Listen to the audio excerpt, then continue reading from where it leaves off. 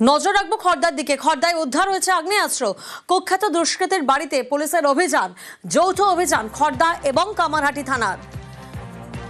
প্রতিনিধি সুবীর এই মুহূর্তে আমাদের সঙ্গে রয়েছেন। সুবীর, খড়দা এবং কামারহাটি থানার যৌথ অভিযান, সেক্ষেত্রে অভিযুক্তকে কি গ্রেফতার করা সম্ভব হয়েছে এবং এই অভিযানে কি কি বাজেয়াপ্ত করা হয়েছে?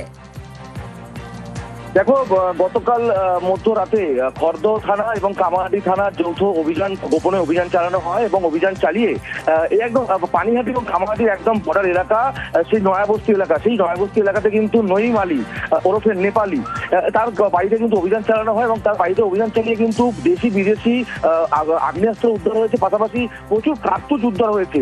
এবং সেই জায়গা থেকে তোমাকে জানিয়ে রাখি, সেই আগ্নেয়াস্ত্রগুলোর মধ্যে ওয়ান শাটার রয়েছে, রিভলভার রয়েছে এবং স্টেনগানের মতো কিন্তু বিদেশি প্রযুক্তি যে আগ্নেয়াস্ত্র সেটাও বন্ধ রয়েছে এবং প্রচুর পরিমাণে কার্তুজ উদ্ধার করেছে পুলিশ। এবং অনেক দিন ধরে খবর ছিল এই যে নেপালি বলে যে অভিযুক্ত দুষ্কৃতী, তার নামে কিন্তু বিভিন্ন থানায় কিন্তু অপরাধমূলক কাজকর্মের অভিযোগ রয়েছে এবং দীর্ঘদিন ধরে কিন্তু দুষ্কৃতিমূলক কাজকর্মের সঙ্গে জড়িত।